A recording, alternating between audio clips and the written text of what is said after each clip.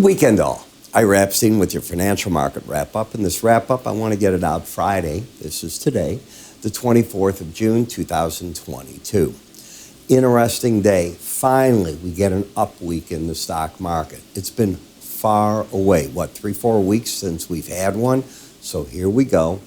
It's a nice one. It's not a change of trend. It's a nice bounce. The market needed that. What caused this? Well, let me give you an idea, in my opinion, what caused this for it. I'm going to come right over here.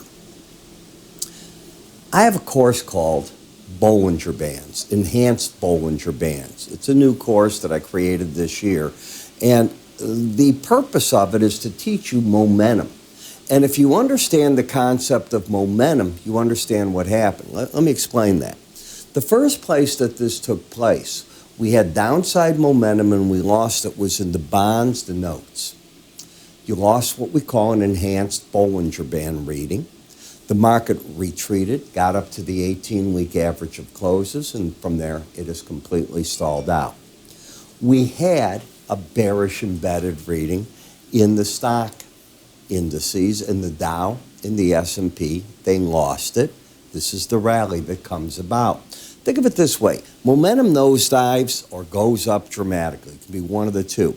When they lock in and they eventually lose that reading, then the market will drift up, or if it's been real bullish, it'll drift down. The grain markets crashed after they lost embedded readings. Okay? I didn't expect a crash per se, but I knew that the market had lost the bullishness, and that is the edge. Here's the other thing that's so cool about Bollinger Bands. Normally, not every single time, they'll lead price. You'll get that open window to make a move in the market, come out, do whatever you want to do before the price reverses on you. I love it for that reason. Now, if we take a look at a monthly area chart of closes, we're not through for the month, obviously. We have until, next Wednesday or so. But you're down 5% for the month. So while the weekly chart, and I'll come there on, this has had a nice bounce this week, 7%. If I come back on this chart and I look, let's get rid of this.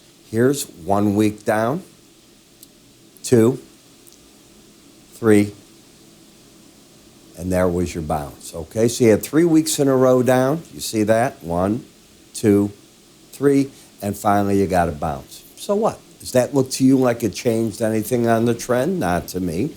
If you should get a lot of short covering, and I don't know why that would happen, but if it happened, I could make an argument you get back to the 41.91 level, the 18-week moving average of closes. To me, there's a line in the sand, a demarcation point, at which point, if you're under a number, you're bearish. If you're over it, you're bullish, and I call that the 18-week moving average of closes. When I take a look at the weekly bar chart, does this look to you like anything has changed on a trend? I can't say that it has. When I look at the swing lines, and this is something I devised when my son was, I think, 13 years old. He's 38 now. And I said, I can teach you that you'll look at this indicator and you can tell me any chart, are we in an uptrend, downtrend, or no trend? To this day, it carries him. And I created it because I wanted him to come into the business with me, which he did for a short while, but he has since moved on and doing other things with his life, which is great. But I certainly had the ability, unlike with other people, to really teach him what I know about charting, and I say it'll carry him through the rest of his life. In any case, the trend is down. To get the market to negate the downtrend on this pattern, you have to get back over 42.02 1/4. Now, didn't we just say that we see resistance on a weekly chart at 41.91? So I have an idea that if you had a hard rally, that would be the zone the market stalls at. That's all that it tells me on the weekly chart. Is the market going to make a run at this point for the 200-week average? Well, you had a bounce, but it doesn't say it's not going to do that. But what's stopping it is this. Markets don't like to stay under Bollinger Bands, and that's what these black lines are. Why? Because the algorithm is designed to keep the market trading within the band 95% of the time. They build Vegas on people that are going short under these numbers here, saying it's going to just keep going. Every now and then it will. That's the every now and then. 95% of the time it won't. So this is where they grab the money, in the casinos. The smart money's coming out against the Bollinger Band saying, I'm ready for a bounce. Not necessarily a trend change, but a bounce, and that has served the market well. So when I come to these areas here, you're holding the Bollinger Band. You've got two resistance points between the 100-week average, and in green is the 100 at 40.93, and the 18-week at 41.91. I pointed wrong there. I don't want to confuse you. And your momentum has laid down.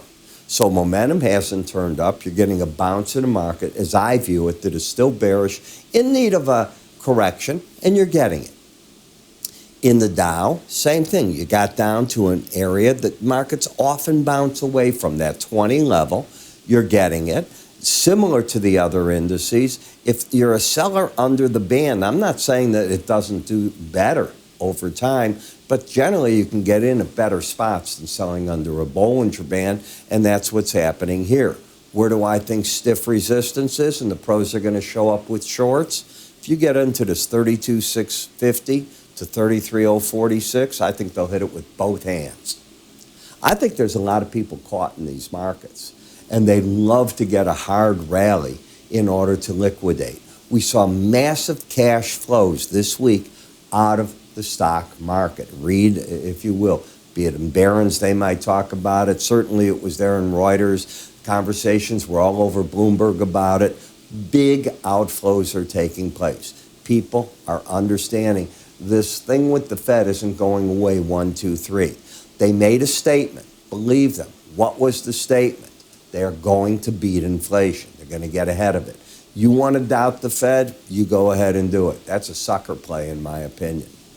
Then we get over to the Nasdaq, same thing. You get down to the bands, you can see the bearishness here. You had a bearish crossover where the 18-week average, let's see if I can get this to back up a little bit, right through here. Now, watch. The 18 is going to get underneath the green. And when that occurred, you often go down to make, or at least challenge the most recent lows, but you're going to make a thrust to the downside. Bingo.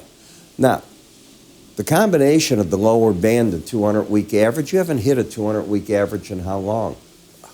Years. I don't want to press that. That is the first main objective. All right? So as you get down there, I'm looking for the market to be able to bounce away from that. And in the Russell, the same thing.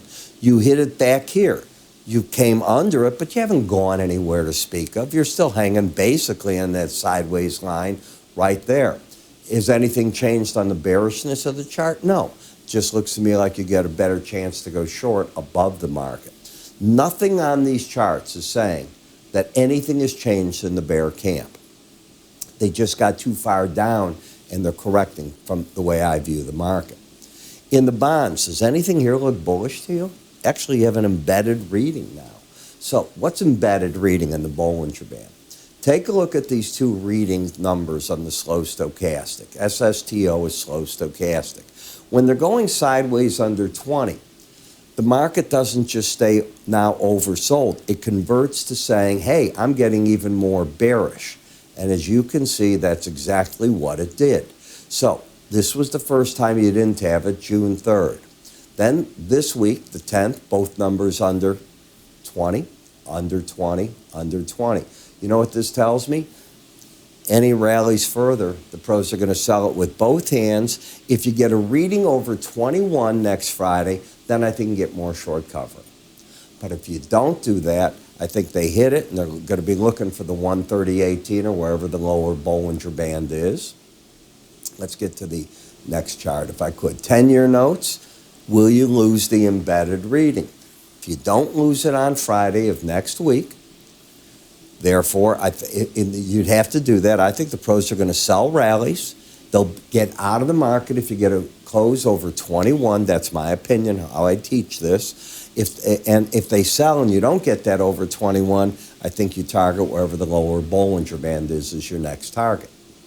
In the dollar index, we are looking at a market that is still bullish. Is it got an embedded reading? Follow me.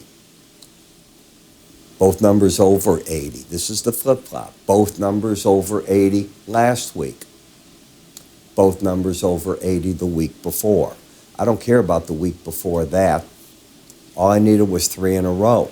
So this tells me that unless this week you get a reading that takes this market where you're going to take that red line and close it under 79, I think that you're a buyer on this break. That's what the pros are going to do. And I think they'll bail if that occurs, and they'll be looking otherwise, can they get up for a run into a new high towards that upper Bollinger Band. The eurocurrency has an uptrend on the swing line, but the bias down since you're under the 18-week average. I want to make this clear one more time. Bias is so important. It's a filter of many things. It could be a filter, your bullish and bearishness, as I use it. So when the market is trading under that, I have a bearish bias. But the swing line is up. The two counter each other. There's nothing that I see to do. Canadian dollar, I still have plenty of bearishness here. Lower highs, lower lows, but. What the market did is just recently, the market had gotten, not right here, I'm not interested in that. This was where I was looking at the market. This first thrust to the downside carried to the combination of the Bollinger Band and the 100. I think the pros actually came out of their positions 2 weeks before this. Then they'll look at the resistance up here and see, okay, let's see what that market might or might not do. So let's take this forward. Here's your resistance point. You have lower highs, lower lows. That's where I think they're selling. If they're selling there, their stop's got to be way up here. I'm not saying that's a good money management stop, but that's the play. If the market fails in this zone, you're looking for a retest of the Bollinger Band. Market starts reversing course. Boom. So what do I think is going to happen here? I think this is where the pros are going to take money off the table. And I know you're going to think I'm crazy. I think they'll go back right to what they did before, sell it in there, stop over that high, and see what the market will offer. I'm not saying prices will get that high or not, but that's what I think the market's waiting on. On the yen, this is called your embedded reading. We talk about this all the time. Until it's lost on the weekly chart with a close over 21 in the red line, I'm looking for lower lows. And this is the lowest you've been recently. So I'm still in the bear camp there. Bitcoin, you're under the first challenge of the 200-week average. You can get a bounce here. Got to be very careful with it. I did not like the close going home today. I wanted the market to be much weaker than it was, so I'm concerned with short positions in that. But I don't think it's getting much beyond the 200-week average, which is this gray line. And the market did, which is good news, move to the right-hand side of the Bollinger Band. There's nothing here to stop this market from continuing the fall. What about the embedded reading status? Is this at work here? So we take a look. We know that this week we have both numbers under 20. This week, both numbers, excuse me, are under 20, but not the week before. So this is where you're at your most oversold, and this is where the market, for no reason at all, can give you a bounce, and that's, comes out of left field. Do I think it's a change of trend? I do not. When I look at the differential between Brent and WTI crude, we've been up into the 650, 675 level. You're at 550 now. Why can't it keep going there? There's nothing to stop that. But where the resistance is coming in all these charts on the longer term is the upper Bollinger Band. You're fighting that. Momentum is sideways. You're still very much in an uptrend, and you're holding the 18-day average. Are the pros buying at 112? They probably are, but if you're a regular trader and you put a stop under the most recent low, how can I tell a trader to risk $12? I'll wait for a better chart pattern. I wouldn't do that. WTI is the weak sister here. Higher high, lower low, but still fighting its battle there, but I don't see a trend. Gasoline, are we going to get a surge in front of July 4th? That's next week, not this week, the week after. Could be coming at you very quickly, so we have to wait and see. Support back at the 357.80 level. I don't see the pros yet buying the market as momentum is down, trend is up. You've got too much divergence. So you put that all together and you ask yourself, okay, what's going on? And that's where I want to be teaching you how to work with Bollinger Bands, because what they do is they give you an edge. Number one, they typically give you a timing edge. Now, what do I possibly mean by a timing edge? Well, what happens is the bands lock in, and when they unlock from creating a locked-in trend one way or the other, you get often a day or so leeway before the market catches on fire. In addition, if you learn how to work with them, you realize that the upper band is the resistance point. I'm not the only one looking at it. The algorithm traders are looking at it. The pros are looking at it. They're putting this whole thing together. To make this easy, when you get our trading course, I give you a 14-day trial to my futures research, to the charting software that I use, done the way that I do with my modifications to slow stochastics, so you get to see exactly what I see. From there, you learn the course. It's all videos. You go back in time, you're looking at the videos, and the charting software I give you will go back in time so you can see all the examples. Then in the mornings, for 2 weeks, you're going to stay with me, and I'm going to point this out in spiders, stocks, futures markets, ETFs, all these different vehicles. So how do you find out more? Just go to our website, www.iraepstein.com, the word education, or just take your cursor, move it up here, an icon will appear, click on it, you'll go right into that area, read, learn. This is one of the best tools I've ever created. I love it, and I keep getting people, I haven't had people today say, Ira, this has changed the way I look at the charts. I'm Ira Epstein. You have yourself a great weekend. I'll see you all come Monday.